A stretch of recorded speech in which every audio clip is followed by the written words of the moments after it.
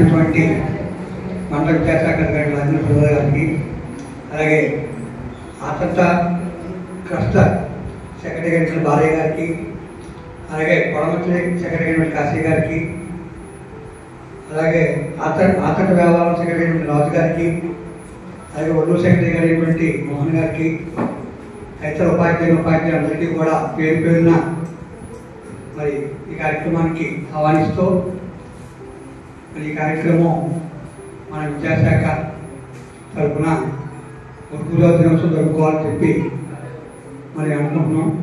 ఈ కార్యక్రమంలో గురుపూజా దినోత్సవం ఎందుకు జరుపుకుంటున్నాము అందరికీ కూడా మనందరికీ తెలిసినటువంటి విషయమే.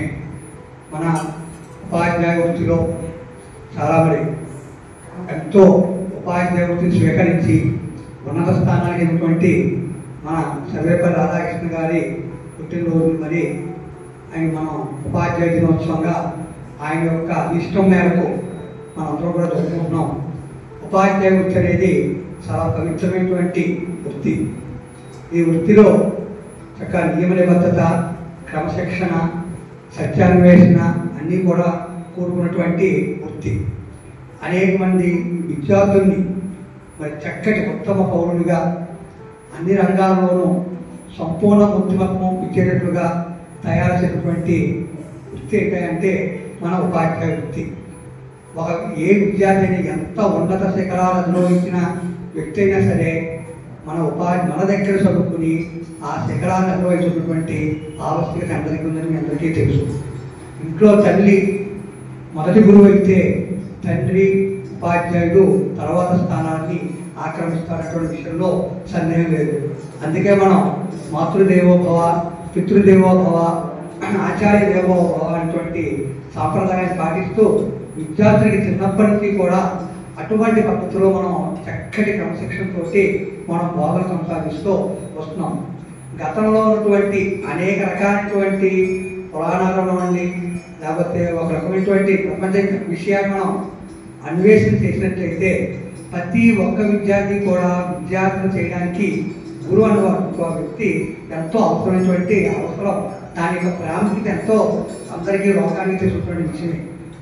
గురువు అనేవాడు విద్యార్థుల్లో ఉన్నటువంటి అజ్ఞానాన్ని తొలగించి జ్ఞానాన్ని అనేటువంటి ఒక సూర్యకాంతిని వాళ్ళలో కలగచేయడమే మన యొక్క విధి, మన యొక్క దాని యొక్క లక్ష్యం కూడా.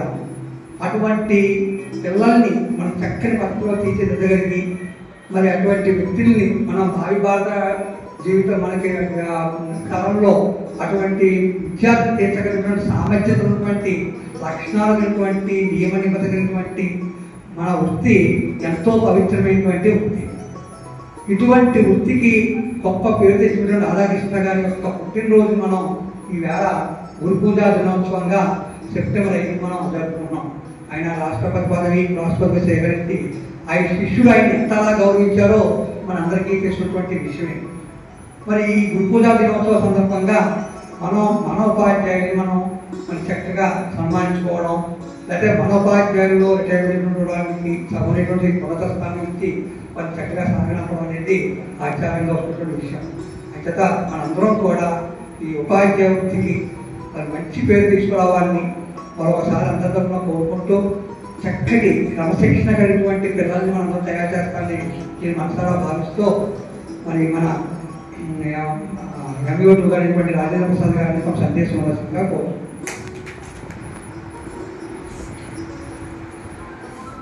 మన గౌరవ ఎంఈఓ గారు శ్రీనివాస్ గారికి, అలాగే ఆచంద్ర క్లస్టర్ బాలయ్య గారికి, సెక్రటరీ గారు బాలయ్య గారికి, అలాగే ఆచంద్ర రామవరం సెక్రటరీ గారు రాజు గారికి, అట్లాగే కొడమచ్చి సెక్రటరీ గారు కాశీ గారికి, అట్లాగే ఇది మన మండలానికి నిజంగా శాలరీ ఆత్మగా అది ఏరియాస్ అయినా ఇట్లా శాలరీ అయినా సరే ఎక్కడ కూడా ఏ మాస్టర్ కూడా ఎప్పుడు చిన్న కాంగ్రెట్ కూడా వెళ్ళలేదు. ఎప్పుడు ఎక్కడ బ్రేక్ లేకుండా మనకి విశేషమైన సేవలు అందించిన ప్రవీణ్ గారికి అందరికీ నమస్కారాలు. ఇచ్చేసినటువంటి హెచ్ఎంస్కి అలాగే ఉపాధ్యాయులందరికీ కూడా నమస్కారాలు, అలాగే నమస్కారాలు. మనం మీ అందరూ కూడా ఆల్మోస్ట్ ఒక 20 years అబౌవ్ సర్వీస్ ఉన్నవాళ్ళని ప్రత్యేకంగా చెప్పుకోవాల్సిన వద్దు. మన డాక్టర్ సర్వేపల్లి రాధాకృష్ణ గురించి మరి వారు గొప్ప పండితుడు, తత్వవేత్త, మరి ఉపాధ్యాయులుగాను, ఛాన్సలర్ గాను, అట్లాగే భారతదేశానికి 2వ రాష్ట్రపతిగాను సేవలు అందించి మరి వారికి విద్య ఉపాధ్యాయులన్న మరి ప్రత్యేకమైన అభిమానము, గౌరవము అది ఉండటం చేత వారి జన్మదినమైన సెప్టెంబర్ 5ని ఉపాధ్యాయ దినోత్సవం జరుపుకోవాలని చెప్పేసి మరి వారే సూచన చేయడం బట్టి ఈరోజు మనం అందరం కూడా సమాజంలో గౌరవించబడుతున్నాం. వారి ద్వారా మరి ఉపాధ్యాయ వృత్తి అంటే విశేషమైనది, విశిష్టమైనది. అన్ని వృత్తుల కన్నా గొప్ప వృత్తి. ఎందుకంటే ఒక దేశ నిర్మాణం అనేది ఉపాధ్యాయుల చేతిలోనే ఉంటుంది. భావి భారత పౌరులు తయారు చేసే ఇది ఉపాధ్యాయులు. అంటే దేశ నిర్మాణానికి పటిష్టమైన పునాది వేసేది ఉపాధ్యాయులు. మరి నిజంగా ఉపాధ్యాయులు చేసే సేవ నిజంగా మనం మాటల్లో నిర్వచించలేదు. మరి ఎవరైతే అంత పవిత్రంగా స్వీకరించి అంతటి గొప్ప సేవలు అందిస్తారో, ఉత్తమమైన సేవలు అందిస్తారో అటువంటి ఉత్తమ ఉపాధ్యాయులు ఉత్తమ విద్యార్థుల్ని దేశానికి అందిస్తారు. సో కాబట్టి ఉపాధ్యాయులు అనేది ఖచ్చితంగా మనం అందరం కూడా దేనికైతే నియమించబడ్డామో దానికి లోబడి మరి మన దగ్గరికి వచ్చిన పిల్లలందరూ కూడా చక్కగా ఒక మంచి వినయ విధేయతలు, విలువలతో కూడిన విద్యను అందించడం ఇవన్నీ చేసినట్లయితే మనం నిజంగా దేశానికి సేవ చేసినట్లయితే భావించవచ్చు. మరి అట్టి బాధ్యత మనందరిపై ఉన్నది. మీరందరూ కూడా ఈ మండలం చేసే ప్రతి ఉపాధ్యాయులు కూడా ఇంచుమించు 100% కాకపోయినా 80-90% కష్టపడే వాళ్ళు ఉన్నారు. ఎందుకంటే ఆల్మోస్ట్ అన్ని స్కూల్స్ నేను విజిట్ చేస్తాను. కాబట్టి అందరూ ఉపాధ్యాయులు ఉత్తమ ఉపాధ్యాయులు, ఏ ఒక్కరు కూడా తక్కువ అని నేను చెప్పలేను. కాబట్టి కానీ మనం అందరినీ చేయలేము. కాబట్టి కొంతమందిని మనం గౌరవించుకోవడం అనేది ఆనవాయితీకి వచ్చే దాంట్లో మన బాధ్యత. కాబట్టి ఎవరు కూడా ఇందులో బాధపడకండి. అందరూ ఉత్తమ ఉపాధ్యాయులే. కాబట్టి ఇంకా మేము కోరుకునేది ఏంటంటే ఇంకా మరిన్ని సేవలు, మీకున్న అతీతమైన జ్ఞానాన్ని మీ దగ్గర ఎవరైతే విద్యార్థులు నేర్చుకోవడానికి వచ్చారో, జ్ఞానాన్ని పొందడానికి వచ్చారో, విలువల్ని సంపాదించుకోవడానికి వచ్చారో అవన్నీ కూడా ఫుల్ ఫ్లెడ్జ్డ్గా అందించాలని కోరుకుంటున్నాను. అట్లాగే ఉపాధ్యాయులు చూసే విద్యార్థులు నడుచుకుంటూ ఉంటారు. వారి భావాలు, వాళ్ళ బిహేవియర్ మన దగ్గర చదివే పిల్లలు ఆచరిస్తూ ఉంటారు. అవన్నీ కాబట్టి ఉపాధ్యాయులు ఫస్ట్ పాఠశాలలో ఉత్తమంగా ఉండాలి. అటువంటి ఉత్తమ విలువలతో మనం ఉన్నట్లయితే ఖచ్చితంగా మన దగ్గరకు వచ్చే విద్యార్థులు ఉత్తమంగా తయారవుతారు, ఉత్తమ విద్యార్థులు అవుతారు. సో నేను కోరుకునేది ఏంటంటే ఆల్మోస్ట్ అందరూ ఉపాధ్యాయులు మంచి ఉపాధ్యాయులు మన మండలానికి ఇప్పుడు దాకా పనిచేస్తున్న ఉపాధ్యాయులందరూ. సో ఇంకా మీ దగ్గర కొన్ని దాచేసుకుంటారేమో అనిపిస్తున్నారు. దాచుకోవద్దు దయచేసి. ఎందుకంటే మన తర్వాత రేపటి తరం మన ప్లేస్లోకి రావాలి, ఇంకా ఉన్నతమైన స్థితిలోకి వెళ్ళాలి. కాబట్టి మీరందరూ కూడా ఇంకా మరిన్ని సేవలు పిల్లలకు అందించాలని కోరుకుంటూ మరి మీ అందరికీ ఒకసారి సెల్యూట్ చేస్తూ థ్యాంక్ యూ సో మచ్.